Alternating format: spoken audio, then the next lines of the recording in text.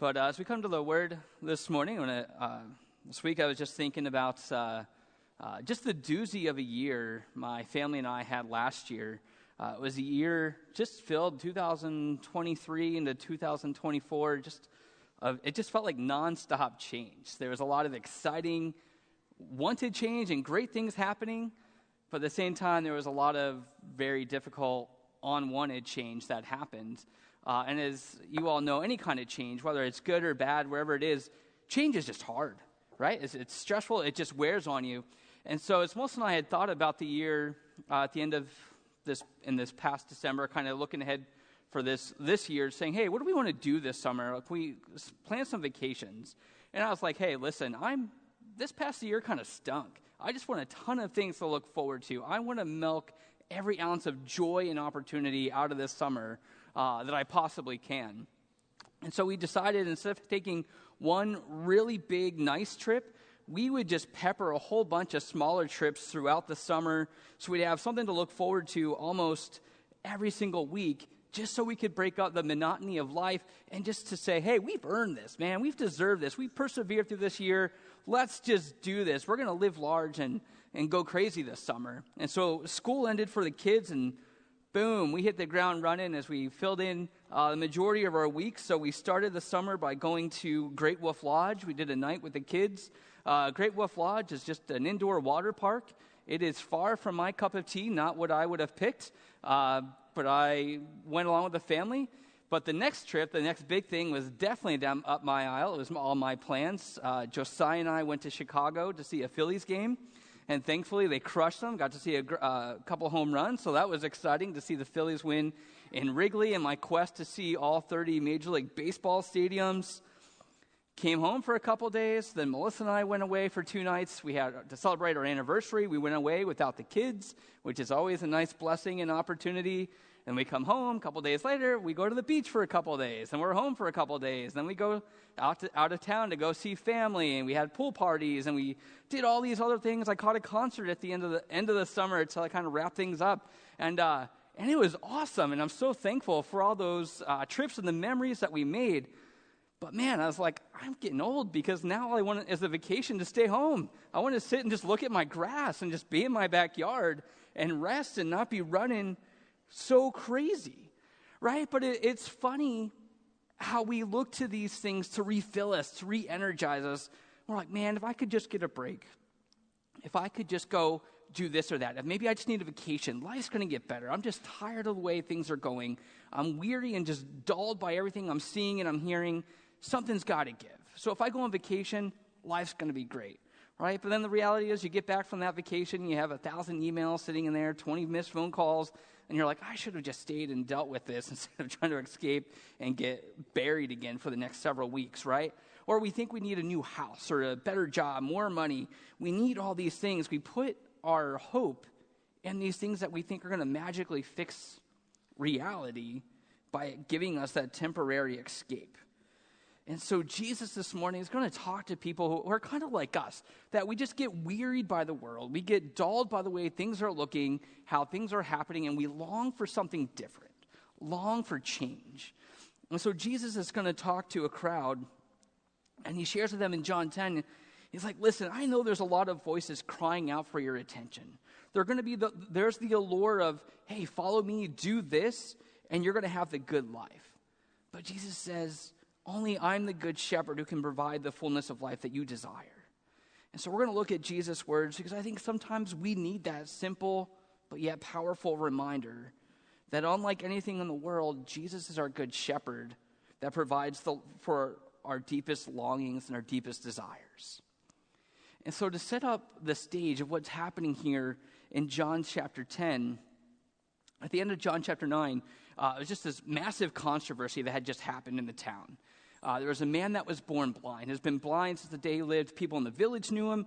They knew he was the beggar where he sat, so they probably prepared different treats and things, or to give him money, to help him out, to encourage him in this. But all of a sudden, this man can now see, right? He's like, hey, I can see. And this is exciting, and this is wonderful. But the chaos is, how in the world are you able to see? And he said, this man, Jesus, he came and he healed me, and this is awesome. And the Pharisees are like, whoa, this is not awesome. This is not good. This is a Sabbath. You can't do this, right? And so it's this issue for the religious leaders is, who is this man Jesus? Because his popularity was gaining steam. Witnesses were sharing about what he was doing. Testimonies were being heard about all the great things that Jesus is doing. And it was good, except he's doing all these things to break the Sabbath. He's not following the religious traditions of the Pharisees. And so Jesus has just caused a strong divide in so many issues because he wasn't following in the ways of Moses and the prophets.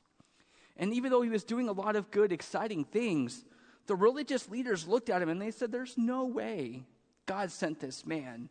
He's got to be a sinner. He's not from God. He's doing things on his own accord. We don't know who he is.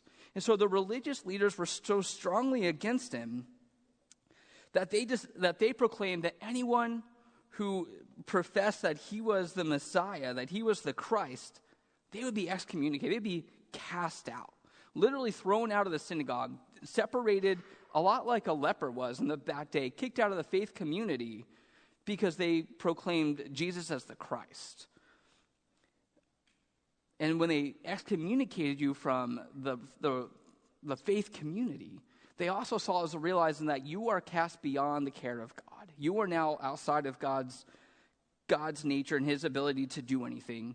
So this was real. This threat was real, and you wouldn't want to cross them and do across what they determined. And so here's how this interaction happened, because at the end of John 9, this is kind of how it all wraps up and concludes with what's happening. So the Pharisees are speaking, and they say, we know that God has spoken to Moses, but as for this man, we do not know where he comes from. And the man answered, why? This is an amazing thing.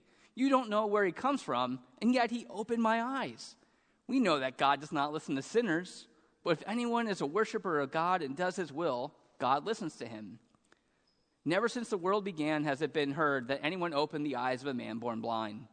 If this man were not from God, he could do nothing. And they answered him, you were born in utter sin. Would you teach us? And they cast him out. So this man is cast out from the faith community because he wouldn't follow in line with the religious leaders, with their rule and their authority and their determination.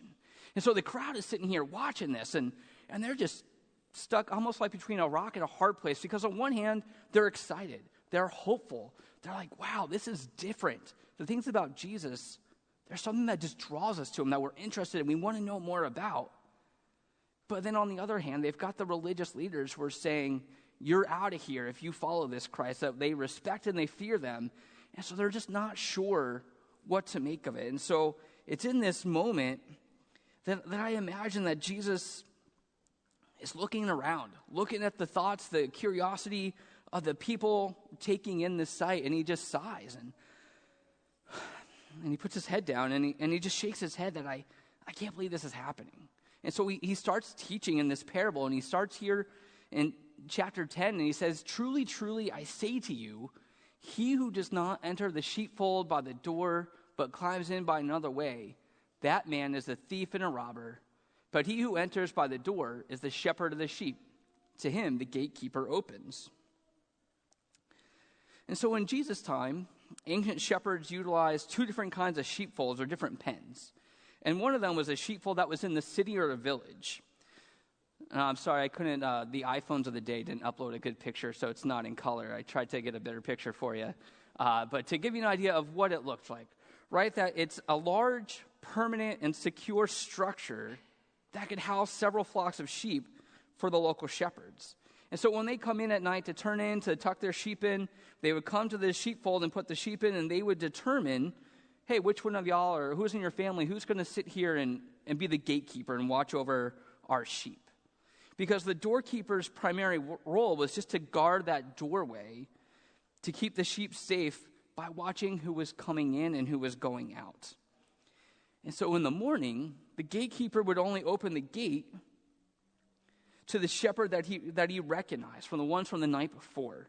And so when the shepherds were ready to retrieve their flock, they'd show up with their Wawa coffee, give a thanks to the gatekeeper, giving them thanks for watching over the sheep, and that's how they would go in to retrieve their belongings, their sheep. But there's thieves and robbers who also want access to the sheep, and they're not the owners of them. And so they would come looking for personal gains, and they would attempt to break it another way because they knew this gatekeeper was here, always keeping watch. So they were trying to sneak in another way, just like maybe some of you as teenagers sneaking in behind through windows when you were kids, trying to hide from your parents. But they're trying to find other ways to get in to do what they want. And so Jesus continues here, and he says, the sheep hear his voice. The sheep hear the shepherd's voice, and he calls his own sheep by name, and he leads them out. And when he's brought out all his own, he goes before them, and the sheep follow him, for they know his voice. A stranger they will not follow, but they will flee from him, for they do not know the voice of strangers. And so sheep actually have a reputation for being kind of dumb animals. If you are leading sheep down a path out in the pasture, and there is a log or a branch across the path, and the first sheep and the several sheep after them jump over that log, the rest of the line is going to continue to do that. Even if the shepherd runs around and pulls that branch or that fallen log down so they have one less obstacle to go around, the rest of the sheep, if the one in front of them jump there, they're going to continue to jump and go over this, even though there's no harm. There's nothing there for them to jump over, but they followed the leader of those who were in front of them. So they did it. So they're not the brightest animals. They're not very self-aware of what's going on. But it's kind of incredible that Jesus highlights here just their ability to discern among the many voices that were calling out to them, that they could identify their shepherd. Because in Jesus' day, the shepherds would stand at the gate. They didn't have to go in and coerce the sheep and force them and lasso them to get them to come to them. They would simply stand and they would call out with a distinctive call, whether it was with their voice or they used a flute-type instrument, but the sheep would know this sound. And amongst the other noise and the other calls of the other shepherds coming to retrieve their sheep, they would be able to distinguish their shepherd's call. And then when they heard it, they would go to their shepherd. They would walk to him, line up, and follow him because he was their trusted leader. But those who entered the sheepfold, who tried to use coercion or imitation calls, the sheep would flee. They would just run in danger because they didn't know this person. And so the sheep refused to follow those who merely posed as shepherds. And so as Jesus is speaking in this context, this crowd, we just saw this amazing thing. John tells us in verse 6 that this figure of speech Jesus used with them, but they didn't understand what he was saying to them. Right? It's like deer in the headlights, kind of like when your boss is asking you, did you do this or that? And you're like, I don't know what you're talking about. Your kids look at you with that empty look of, this is the first time I'm hearing this, right? So they're kind of looking, and so what Jesus is doing, he wants them to understand. He's setting up a contrast of who he is, his heart and his work, who his character is in comparison to the leaders. Because shepherds in these days, shepherds weren't just the religious leaders. Shepherds were also, it was a term used for political leaders, religious leaders, all those who oversaw and had some kind of position of power. And so Jesus is going to characterize what makes his heart and his character different than the leaders that they've known. And so Jesus, seeing that they're not tracking with him, they're not understanding what he's saying, he shifts his focus and he goes on and he continues and he says, truly, truly, I say to you, I am the door of the sheep. All who came before me are thieves and robbers, but the sheep did not listen to them. I am the door. If anyone enters by me, he will be saved and will go in and out and find pasture. The thief comes only to steal and kill and destroy. I've come that they might have life and have it abundantly. And so now our scene is shifting. We're now moving to the sheepfold that's out in the open field rather than the village. So this pen was used more in the summer months when the shepherds would stay out longer times and they would pasture overnight. And so as you can see, these sheepfolds were enclosures that were made with sticks and rocks. They weren't permanent structures, but they still needed some kind of security to protect and to guard the sheep in there. So when they would build it, they would use sharp sticks or thorns to put over the top to prevent predators from jumping in and getting to the sheep. And so they would build this, and so at night, when the shepherds would bring their sheep in, time to turn in for the night, the sun is setting, he would walk them over to the sheepfold, and he would stand at the entrance in the doorway of the sheepfold, and he would inspect his sheep as they came in. And as they came in, he could tell if one of them were hurt and injured and needed to be bandaged. He could tell if one of them were sick and weak and needed drink or needed something for some other kind of care. And as they came in one by one, he would watch over them and address any needs that they had. And so once the sheep were all counted and they were gathered together in the sheepfold, the shepherd knew they were safe. He would then lay himself down across the doorway so that no intruder, whether a beast or a human, could come. He would now be the gate that was on the village sheepfold. So he would be there so that there was nothing that could come in and out without his knowing. And so in these pens, shepherds became the door to the sheepfold. They were what stood in the way of their protection between danger and harm. And so as Jesus declares himself as the door, he's saying, I'm the protector of God's people. And as the door, God's people are going to be saved by entering the sheepfold because Jesus is going to stand guard to watch who comes in and who comes out. And they're going to find protection from danger and experience his safeguarding as he stands watch over the sheepfold. So the word that Jesus used here for saved has the principle, the idea of being rescued. And going in and out to pasture is the picture of a settled, supplied life. You might think of a lot of the same phrases used in Psalm 23. The Lord is my shepherd. He leads me beside the still waters, by the quiet pastures. And it's the same idea that it's a settled, supplied life that's experienced because of the care of the shepherd, the one who's overseeing them. And so the sheep are free to move in and out, and they're not bound by harsh restrictions and burdens. And so whether they are in the sheepfold or they're right outside this structure, they remain under the watchful care of the shepherd. And so here's where Jesus really starts to contrast more clearly between himself, right? He says that we have the door that's kind of the shepherd. The door and the shepherd are all one, and we have, on the other hand, the thieves and the robbers. And both are coming to the sheepfold, seeking access to the sheep, but both are coming with very different purposes. The thieves and the robbers, they pose as trustworthy voices in a presence that the sheep can trust, but they come with selfishly inspired motives. And Jesus is using this image to describe the character and the work of Israel's leaders, of their prophets, of their Pharisees, the religious leaders, and the kings and rulers over them. And he's saying they attempt to disguise themselves as people who genuinely care for those in their care. And they claim that they're going to give you a contented, good life. But their way only results in death. Because rather than give, they're going to steal. And rather than build up, they're going to destroy. And to this point, this is the leadership and the experience of the nation of Israel. This is all that they've ever known from their leaders. And so Jesus is saying, hey, something's different. I'm different. We're going to do this. Things are going to change when you follow me. And so he declares that he's the door into God's care, that he's the door to the community of faith, that he's the door to the people of God. And he states that he's come to seek the good of God's people by guarding, caring, and protecting them from the things that threaten. And so Jesus declares that following him is going to lead to an abundant life, in opposed to how the life when they follow these other false shepherds, these thieves and these robbers, that Jesus gives an abundant life, and a life that's over and above, a life that's beyond their needs, that it's the assurance that God can meet every need that they have and can supply it for them out of the goodness of his riches. And so to make sure that the people are understanding what Jesus is saying, he makes this bold proclamation here in verse 11. He says, I am the good shepherd. Right? And we miss this a lot in our translations in the English Bible, but in Jesus' day, when someone would use a phrase or a couple phrases from a previous prophecy or words in the Old Testament, right away it would jog to mind an entire passage that the people would know what they're talking about.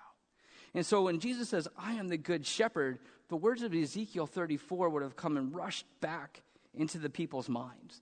Because in Ezekiel 34, he's denouncing the leaders of Israel, and he's proclaiming that they're false shepherds because of their poor care of his people.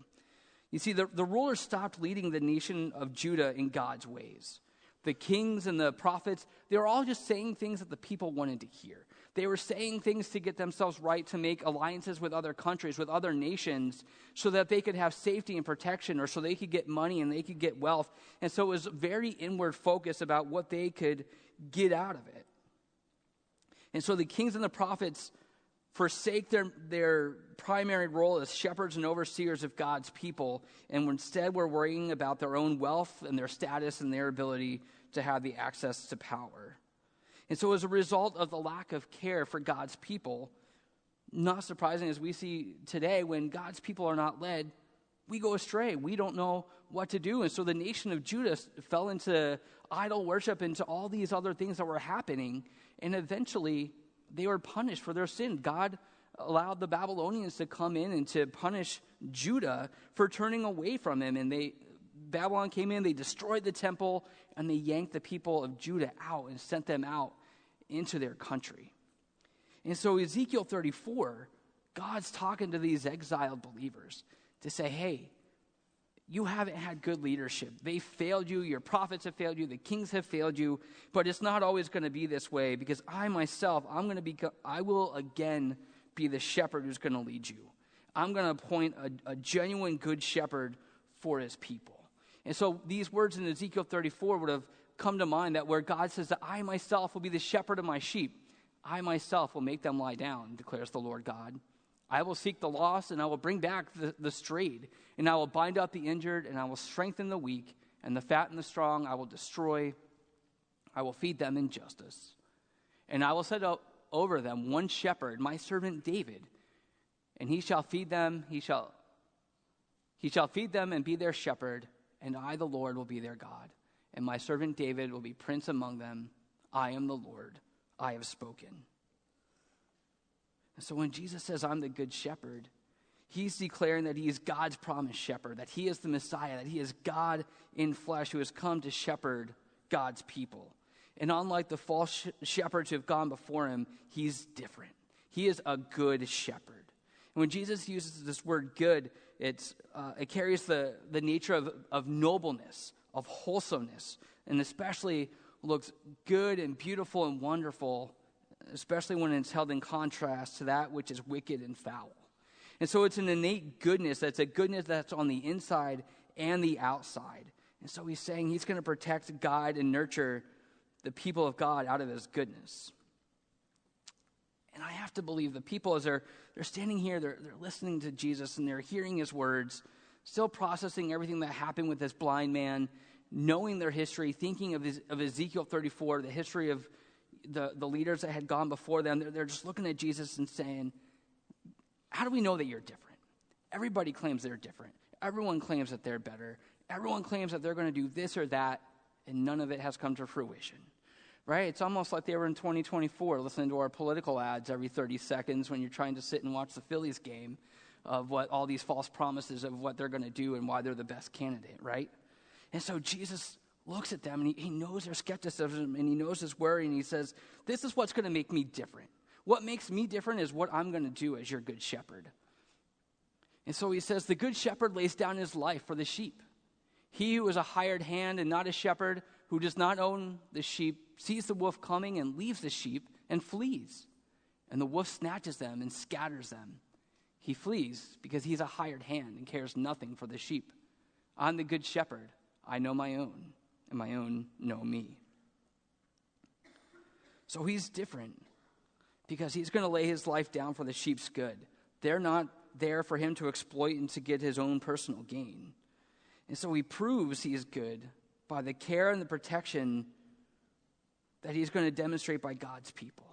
And so when the good shepherd sees the wolf coming, when he sees destruction, when he sees the threat and harm coming, the question on the people's minds, the question for the sheep is, what is the shepherd going to do? How is the shepherd going to respond? And so Jesus continues and he reiterates, and he says, hey, I lay down my life for the sheep.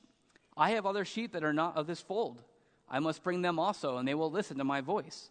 So there will be one flock, one shepherd.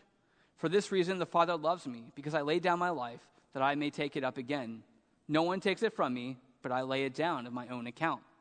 I have authority to lay it down. I have authority to take it up again. This charge I received from my Father. So 4 times in this passage, he affirms that he's going to lay down his life for the sheep. And Jesus doesn't just recklessly risk his life for God's people, but he willingly gives his life for the sake of the sheep. The most critical role of the shepherd is to protect and to care for the sheep. They need to be alive. They need to be focused. They need to be cautious of what they're doing. But Jesus is saying, my love for you, my care for the sheep runs so deep that I'm willing to stand between you and any danger that threatens the sheep. And so Jesus reveals the distinctive difference between him and the other shepherds who'd come before him. That he would be willing to give his life. That he would be willing to allow his body to be broken and his blood poured out to provide life for his sheep. And he's going to lay it down, but take it up again to prove that he's defeated the ugliest threat, the scariest threat to his flock. And this is a bold claim because he's proclaiming a unique relationship with God the Father. He's proclaiming to be of the same kind, to have the same power over life and death by saying, I lay my life down and I have the authority to take it back up again. And so because he's the good shepherd, he's the one that God sent to rescue his people, he's foreshadowing for us, he's pointing forward to say that part of God's plan, his redeeming work and his mission, is going to be for the good shepherd to lay down his life to rescue God's people. And so today, we read these words on the other side of his promise. We read these words after his death and resurrection. Those who heard Jesus talking in John 10 were just baffled by what he was talking about, of things that were going to happen in the future, or they thought maybe he was a madman. They didn't know what was going on. But now as we look back at his words, we know that when Jesus was crucified on the cross, it wasn't because the wolves and the thieves, the religious leaders conspired and outsmarted Jesus, or the Roman officials overthrew him because of their might. They were stronger and a bigger army. None of this happened, but rather all of this was Jesus' death on the cross is part of God's plan to save and to rescue his sheep. And so Jesus willingly and lovingly laid down his life to defeat the power of sin and death. The enemies, the predators that threatened to destroy all of humanity. Jesus did this willingly so that anyone who would call upon his name would be saved. And because his body was broken and his blood poured out, Jesus becomes that door. He is the entrance into God's presence and to God's care for those who trust and follow him. And those who trust in Jesus experience the abundant life that he promises in verses 7 to 10. An abundant life is such an easy verse to take out of context, to shape it to be what we want it to mean, to interpret it to mean everything is going to be smooth sailing. There's no trials or hardships for those who trust and believe in Jesus. Oh, it's the easy life to trust in Jesus. As much as I wish I could tell you that was the truth, nothing could be further, right? Because what abundant life is, what Jesus is saying is you're going to have those things and you're going to have tribulations and you're going to have trouble in this world, but I've overcome it all. That you can have contentment and satisfaction in me, knowing that I can supply for your every need moment for moment as it arises.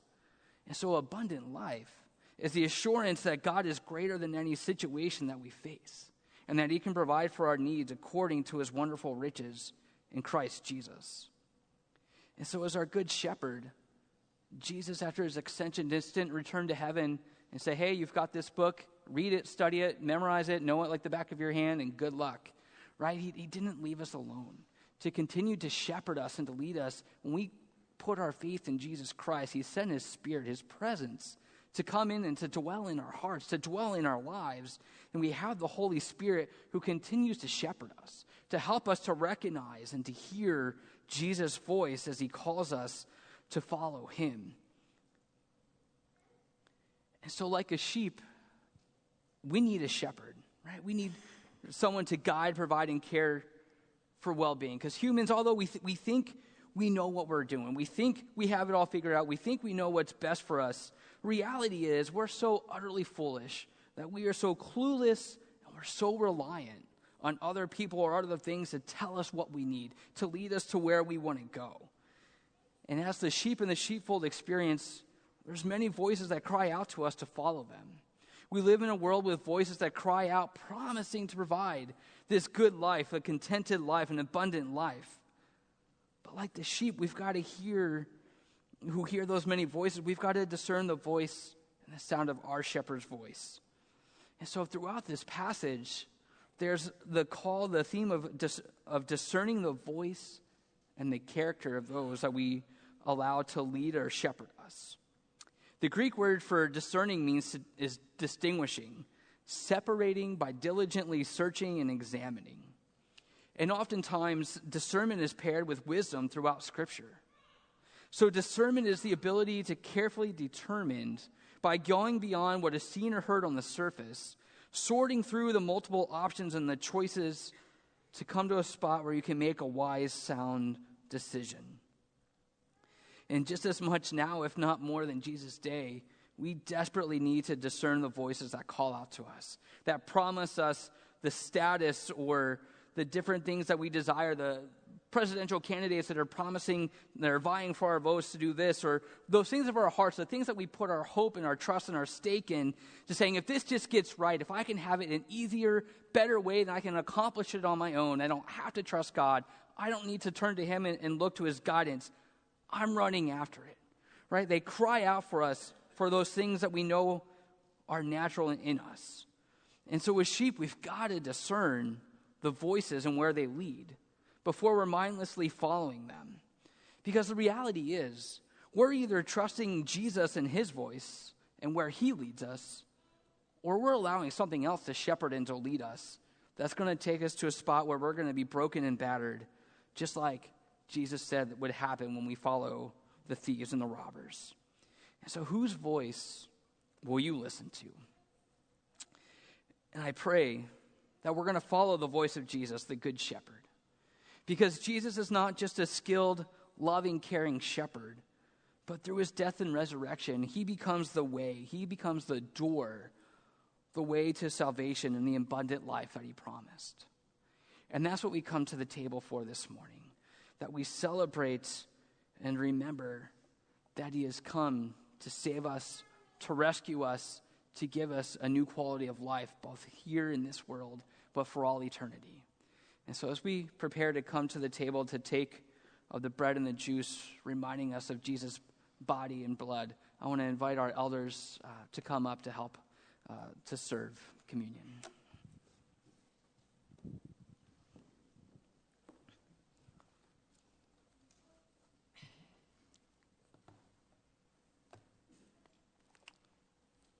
Do we have any deacons brave enough to step forward? Here we go. Thank you.